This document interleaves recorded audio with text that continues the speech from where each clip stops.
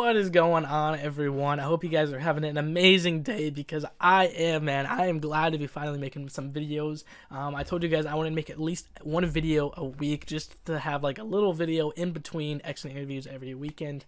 And yeah, we have a video today on an update to my all NPCs, all unplayable champs in the Contest of Champions.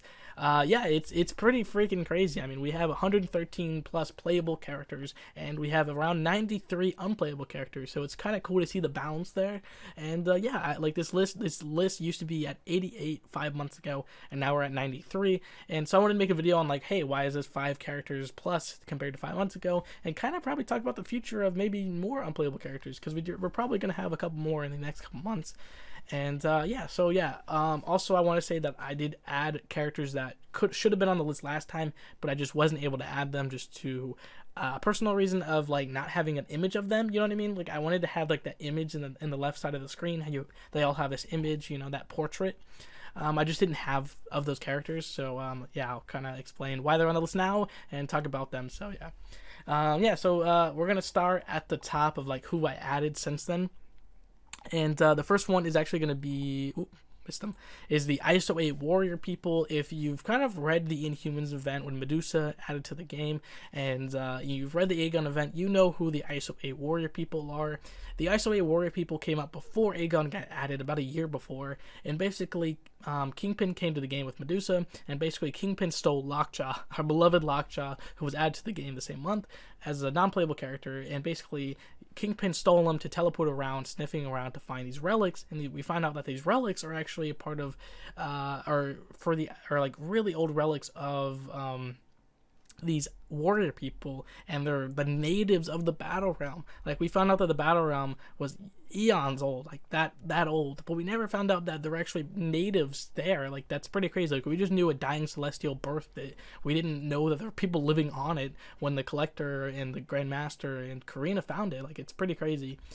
We found out that like New Adelon in the battle realm was built on top of where these characters used to be. And in the Inhumans motion comic, you can see them. It looks like Thor's hammer, which I think is pretty cool. And you can see that they're fighting. They have these trinkets on their neck, so really cool with these gauntlets, a lot like Aegon.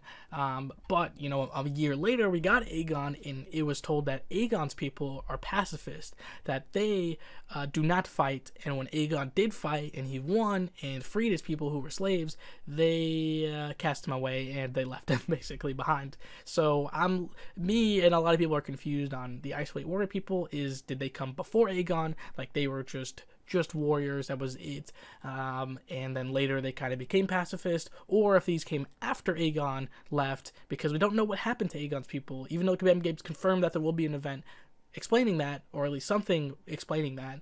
It hasn't happened yet, and so we kind of don't know what's happened or where these people fit in the timeline. We just know they're natives and they died a long time ago. And the other reason Aegon's alive is because of the ISO Spear. It's the first ISO Spear. It's a single dying ISO 8 star inside, or at least it wasn't dying, but it's that much power, an ISO 8 star. The one we have in the game now, like the newer one, that's like hundreds of stars. So but the single star is like super connected to the battle realm spiritually, and that's how he is able to age, because it stops his aging. And yeah, so it's pretty cool. All right, moving on, we're gonna have Shuri. Shuri, I said, was going to be on this list before, but I just didn't have a picture of her. With the help of Marvel Champions, we actually do have Shuri, but she's kind of the queen of Wakanda, because obviously T'Challa died, and she was given the throne by her birthright. So yeah, she's the queen, but she gave the heart-shaped earth to the heart-shaped herb to the Dora Milaje, who became Black Panthers. And in that Black Panthers, you can kind of choose what suit you belong to, or the tribes of the Wakanda people. And that is part of the tribe is basically the inventors. So that's part of the inventors, and it's on Amrock's website. You can read about it. And so this is what Shuri's inventor suit looked like for the playable Amrock character. It's not Shuri, but you can kind of, it does look like Shuri, so it's kind of representing her. But anyways, she did appear in the Contest of Champions. This is during the fight against Thanos, where she actually does help out our characters. She's like, "Hello, I'm better than my brother." I'm kidding. She says, "My brother's better half," and she's been tracking the Nightmare Stone. So she helps us, along with the Avengers, defeat Thanos by tracking the stones, taking the stones, and defeating him. She also helped Winter Soldier, our Winter Soldier in game, the classic one, to actually change his arm from Soviet to Wakandan, and so he has now a vibranium arm, and he's not brainwashed anymore. So it's just like the MCU, which I really like. But she kind of disappeared, like basically when we defeated Thanos, or at least whenever we defeated a version of Thanos, and then we had like the whole Death Stone universe thing. But she just disappeared. We have had nothing since then. I don't know if H.E.R.B.I.E were like, they kind of wanted to move her to M-Rock, because we do have a Shuri in M-Rock, but we don't know if that's our Shuri or their Shuri. Like, it's really confusing. But we have a Shuri in the contest, and she just disappeared. But Kabam Game also kind of talked about her a little bit when we got Jabari Panther in the game. Basically, someone asked, "Hey, why do we have Jabari Panther in the game when we could have got Shuri?" And he was like, "Shuri would be cool because she would be like a tech skill character, but she just didn't fit this event. This was for M-Rock, the playable characters of M-Rock, and she just didn't fit the event." But yeah, that's like pretty much all we have about Shuri. We just know that the Queen of Wakanda in Marvel Champions, the Baron, no Barons are coming to the contest, at least of what they have planned, and they have 2 years planned at all times in the future, so it's pretty crazy. Anyways, moving down the list, we have the Summoned Symbioid. Obviously, he is playable now, but he's a little bit different. You know, he is corrupted by Null, even though he doesn't follow Null, which makes him unique. But yeah, he's not the same, you know what I mean? So I'm gonna count this as a separate character, at least as like an older version of a character, kind of like we have like upgraded Kang. How he is our version of Kang in the game, just upgraded. So he's a little bit different than the playable one, and that's the same thing with like the symbioids, the adaptoids, you know, etc. Like, they're just a tiny bit different. So I'm gonna count them because they have different abilities, different lore and story. So yeah, this version we had playable, no longer playable. Now we have a newer version, so that's just kind of why I have that. All right, moving on, we do have H.E.R.B.I.E, and then Lockheed down here also kind of fits the same thing, is that they are in someone else's special attacks, they are in someone else's animations, but they're not like playable. They're not like Giganto Jr. and the spider suit. So I counted them, and yeah, it's pretty cool. All right. Anyways, yes, we do have Lockheed, who obviously we do have in Kitty Pryde's kit as a helping character in her special animations, and all special animations, by the way, which I think is really cool. And you know, Kabam Gabe did confirm like years ago that when she gets added to the game, she'll have Lockheed in her kit, which I think is just awesome.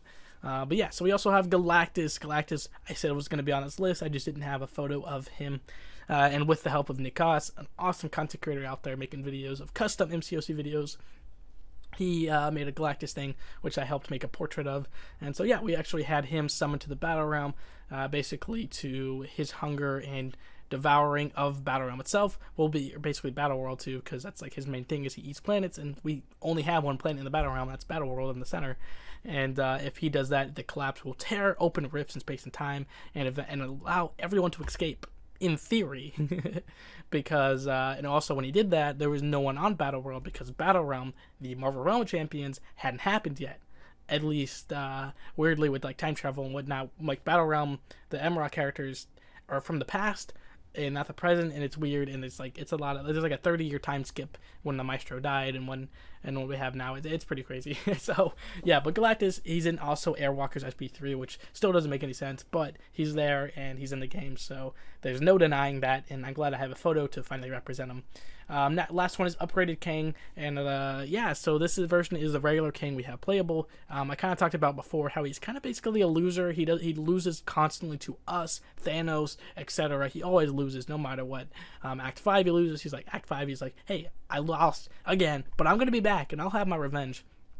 And obviously he returns in Act 7 to with upgrades, obviously new Special 3 animation, basically his suit has upgrades.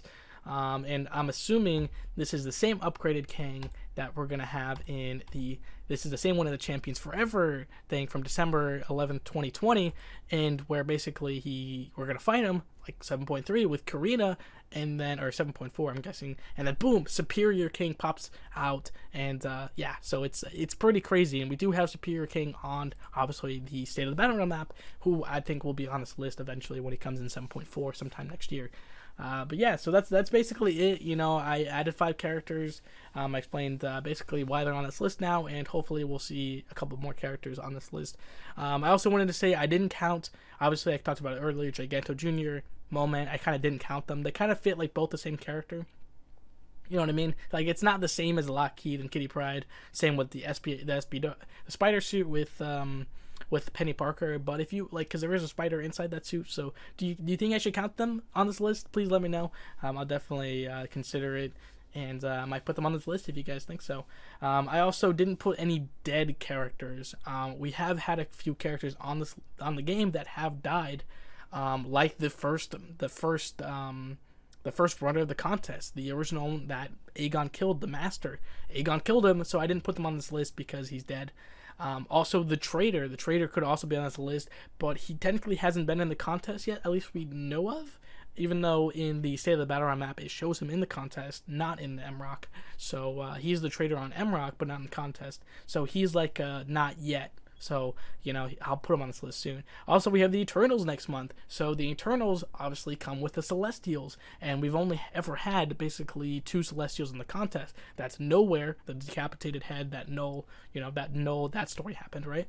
And then we also had the original Celestial that birthed the Battle Realm. All the ISO 8 spewing out of the Celestial made the Battle Realm, or at least we know of, because we kind of had the Chrono Serpent, who actually existed before this Celestial died. So yeah, it's pretty crazy. But anyways, guys, I think that's it. You know, let me know what you guys think. Who should I add to this list? Did I miss anyone? Please let me know, and I hope you guys enjoyed. Thank you so much for watching. I will see you guys next time. I cannot wait for the Eternals event. All right, peace out, everybody. Hope you guys have an awesome rest of your day.